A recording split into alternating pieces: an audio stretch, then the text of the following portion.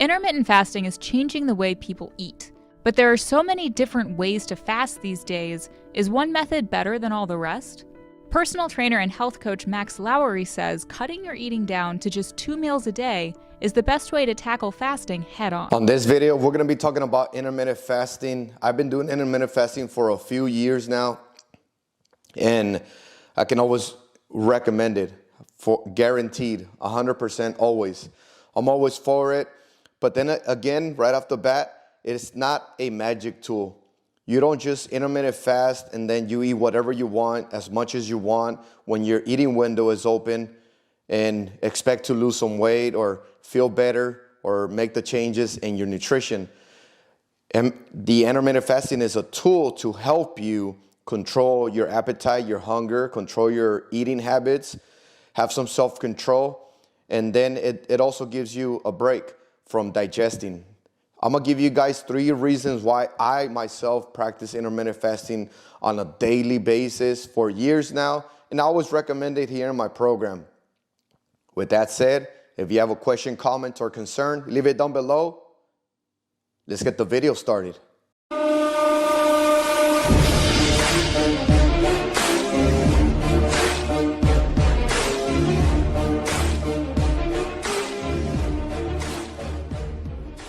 My name is Max Lowery, and I'm the author of The 2 Meal Day. And the 2 Meal Day is the simplest and most effective method of intermittent fasting. So 2 meals a day is the most effective method. I can agree with that. Sometimes I do 2 meals a day as well. I'll have my breakfast at around 1 p.m. and then I'll have my second meal around 7:30, 8 p.m. at night. I go to bed around 10. That gives me around 2 hours to digest, relax, and get ready for bed. So yeah, 2 meals. And 2 meals gives me the right amount of calories for my daily calorie intake on a deficit. And that's one thing I want to talk about here is being on a deficit is going to need help from intermittent fasting. day is basically, you break your day up into a period of a 16-hour fast with an 8-hour eating window. And I think and that is the most basic one. There is the 16-8. You're fasting for 16 hours and your eating window is 8 hours. If you start your first meal at 12 p.m. in the afternoon, your last meal should be around 8 p.m. at night.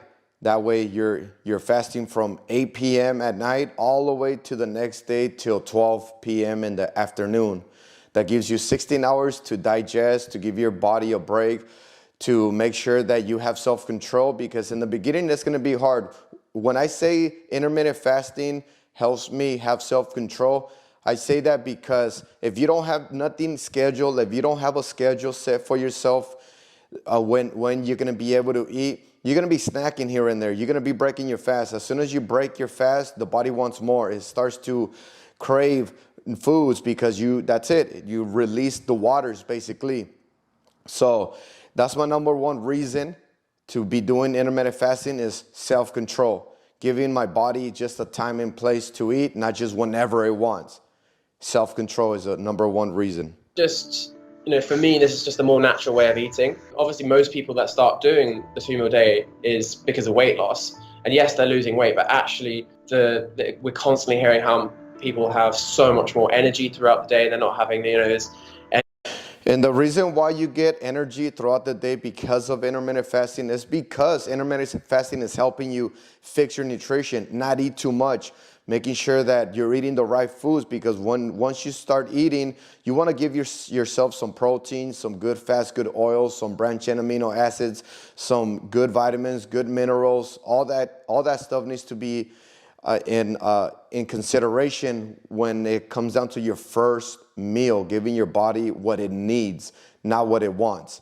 You're going to always want sugars, carbs, salt. You're always going to be wanting that. But when it comes down to good fats, good oils, and protein, the body gets full quicker. It doesn't have as much flavor as it does from those seasonings, stuff like that. So you feel better because of that. And again, you give your digestion system a break. Instead of you continually digesting the blood that's being used to digest, now it's all over your body. It's all over your muscles, all over your cardiovascular. So yeah, You do feel better because of that. It's not down here in your stomach digesting, it's up here in your body, the majority of it. Energy crashes because they're not so dependent on food for energy, they're using body fat. They realize that they don't have to constantly eat to get themselves through the day. But Lowery believes that the 16-8 method might not be as perfect as it seems. With just one slight adjustment, he says you can make it far more effective. So the reason.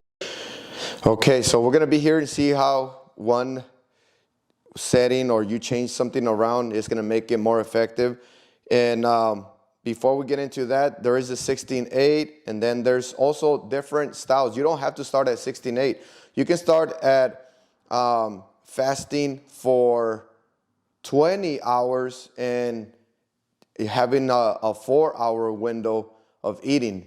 If you're already an advanced intermittent fasting doer, then you can start a little bit higher, fast for 20, and then have a 4-hour window.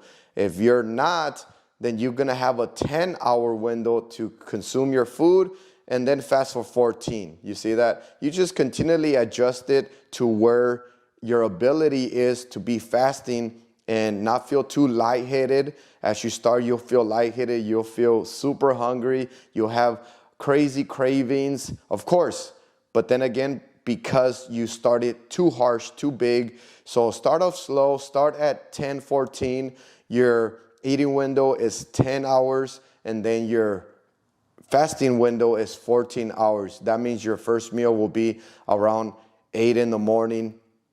And then, if you calculate all the way to 10 hours, your last meal will be at 6 p.m., let's say. That's 10 and then 14 to fast. So let's see what he says. I started the 2-meal day and it's not the 16-8. It's because one of the main issues that people come into with the 16-8 is that they get obsessed with the time periods and they start counting down the hours until they can eat, and they end up eating because the clock tells them to rather than their body tells them to. It's essentially the same thing in terms of what's going on, but just changing the focus to listening to your body is when it becomes a way of life, because you're understanding yourself better. If someone says, okay, how do I start tomorrow? First of all, choose whether you are going to find it easier to skip dinner or you're going to find it easier to skip breakfast. So say you're skipping breakfast, I'd say, okay, what time do you normally have your breakfast? There you go. So yeah, you can choose either skip dinner, which means your last meal will be way earlier, or skip breakfast. That means your meal will be way later in the day. I myself always will advise to skip breakfast because at the end, you're gonna be hungry, you're gonna be starving. Your body needs calories from whatever physical activity you've been doing throughout the day, not only your workout, but also your occupation or school or whatever it is. So I always recommend to do the breakfast instead of the dinner. That way you provide yourself with calories 2 hours before bed. If you're just fasting in the morning, you're just pushing through, just pushing, and then you'll have your meals. So whatever works best for you, you can have your first meal at 8 in the morning and then your last meal around 4 p.m., somewhere in that area. If you can handle having your last meal at 4 p.m. and you go to bed at 10 p.m., you still have 6 hours that you got to push through. So just to kind of give you an idea. Average person says 8 a.m. I will say, okay, rather than 8 a.m., go into work or whatever you're doing and wait until 10 a.m. and see how you feel. And then basically over the course of 2 weeks, push it until it's 16-hour gap. And the whole time you're listening to your body, you're kind of hopefully learning to understand that just because your stomach is empty does not mean that you're hungry. Then the main thing is... There you have it. Yeah, so cravings are going to come. Cravings, hunger is going to come. So how do you prevent all that or satiate yourself from that? Reduce that is black coffee, water, green tea. Keep it simple like that. A lot of people are always asking, does this break the fast? Does that break the fast? Does this product break the fast? Branched amino acids, does that break the fast? Does apple cider vinegar break the fast? Does this water flavoring breaks the fast? Just keep it simple. Water, black coffee, green tea. If it's around 50 calories or actually 20 to 50 calories around that area, it might be that it can break your fast. So you got to be careful with that. Why even bother being careful? Just stick with black coffee, green tea, and water. Is that you fundamentally need to be eating whole foods, cooked from scratch. A lot of other intermittent fasting methods have been like, oh no, you can eat what you want, but just in a small time period, or eat what you want for 5 days. That doesn't encourage changes in behavior long term, which is obviously fundamentally what the issue is for some people. So all I'm trying to do is just educate people and give them the tools. So there you have it right there. So intermittent fasting, number one reason is self-control, having control over how you feed yourself, when you feed yourself, and controlling your cravings, controlling your hunger. You know how much you're supposed to be consuming, so make sure that you understand that before you start intermittent fasting. Don't just go about eating as much as you want or cutting some food in order for you to eat way too little to where you want to lose as much weight as possible. You're going to be way under eating, and it's going to create a bigger problem than before. So self-control. And number two is because, again, knowing how much to eat at a certain time. So I'm just not snacking around. I know when to eat. And third but not least, the reason why I like intermittent fasting is because it does give you a little bit more energy. It does give you energy because, again, you're not digesting. You're using that blood for the muscles, getting that oxygen to the muscles instead of continually digesting. But there it is right there, ladies and gentlemen. In a nutshell, intermittent fasting. Make sure that you understand how much you're supposed to be consuming throughout the day. That way you place those calories in your eating window. Don't start too crazy, and as you get better at it, your body will continually have a little bit more self-control, less cravings, getting balanced, all that good stuff. Other than that, if you guys like these videos, make sure you hit that like button. If you haven't subscribed yet, subscribe and hit that notification button. That way you don't miss none of my future videos. You guys take care, be safe, be nice with each other, always and forever. Mind, body, and strive.